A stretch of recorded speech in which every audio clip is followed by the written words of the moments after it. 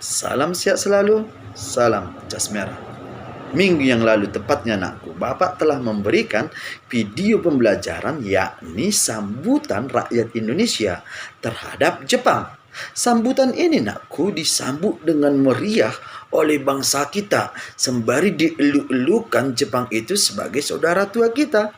Yang dimana perlu kamu ketahui nakku, sementara itu Jepang berhasil melancarkan propaganda atau pengaruh terhadap bangsa kita. Salah satunya nakku, propaganda atau pengaruh yang membuat bangsa kita itu mengelu-elukan Jepang itu sebagai saudara tua kita, yakni memberikan janji kemerdekaan.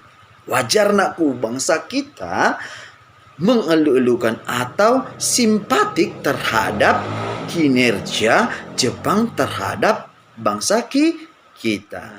Di sini nakku, Bapak harap kamu menyimak serta memahami penjelasan Bapak, yakni subbab kita pengerahan, yakni berupa kebijakan serta penindasan dan kekejaman yang dilakukan oleh Jepang terhadap bangsa kita. Sampai di sini nakku. Terima kasih. Pengerahan, penindasan versus perlawanan. Di balik senyum manis dan propaganda yang menjanjikan nakku, ternyata Jepang bertindak kejam. Yang dimana tujuannya nakku, Jepang mengerahkan semua potensi atau kekuatan untuk menopang mereka nakku dalam perang yang sedang mereka hadapi terhadap sekutu.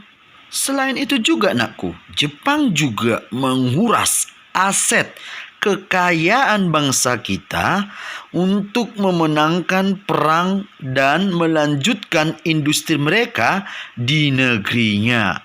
Nah, setelah Jepang berhasil menguasai bangsa kita nakku, Jepang mengeluarkan kebijakan ekonomi yang disebut sebagai self-help.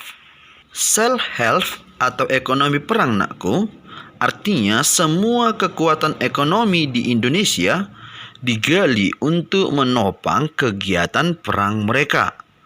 Perlu dipahami nakku bahwa sebelum memasuki Perang Dunia Kedua, Jepang sudah berkembang menjadi negara industri dan sekaligus menjadi kelompok negara imperialis di Asia. Sementara itu nakku, dilihat dalam bidang kebijakan perkebunan, pada masa Jepang mengalami kemunduran. Hal ini nakku berkaitan dengan kebijakan Jepang yang memutuskan hubungan kerjasama dengan Eropa.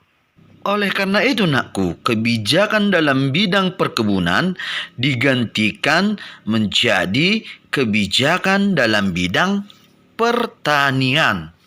Yang dimana sebelumnya dalam bidang perkebunan seperti tebu, tembakau, teh dan kopi digantikan menjadi tanaman pertanian seperti kapas, euteresella atau asam kumbang, rami atau ganja, serta jarak atau tumbuhan liar yang menghasilkan obat. Perlu kamu ketahui nakku, di dalam bidang pertanian ini Jepang mengeluarkan beberapa ketentuan yang sangat ketat. Yang pertama adalah padi berada langsung di bawah pengawasan pemerintahan Jepang. Yang artinya nakku, hanya Jepang yang berhak mengatur untuk produksinya. Yang kedua, penggiling dan pedagang padi tidak boleh beroperasi sendiri. Harus diatur oleh kantor pengelolaan pangan Jepang.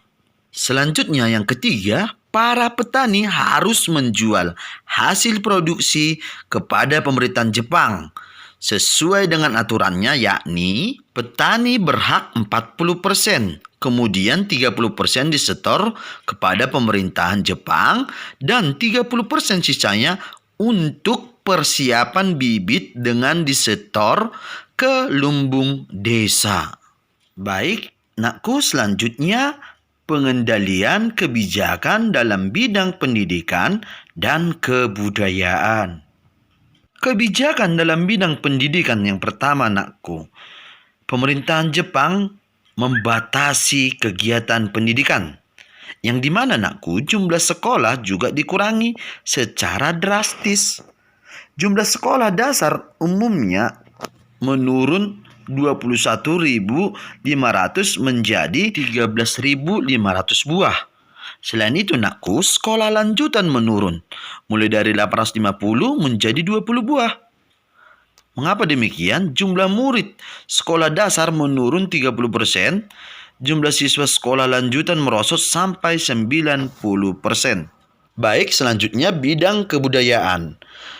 Dalam bidang kebudayaan ini, para pelajar harus menghormati budaya dan adat istiadat Jepang, yang dimana para pelajar harus melakukan kegiatan kerja bakti atau kinrohoshi. Yang kedua, para pelajar harus menyanyikan lagu Kimi Gayo. Dan selanjutnya, para pelajar harus menghormati bendera Hinomaru dan melakukan gerakan badan atau taiso serta seikerei. Akibat keputusan pemerintahan Jepang tersebut, nakku, membuat angka buta huruf di Indonesia menjadi meningkat. Selanjutnya, nakku, pengerahan Romusa. Berbagai kebijakan dan tindakan Jepang seperti yang udah Bapak jelaskan dari awal tadi membuat penderitaan rakyat Indonesia semakin menjadi.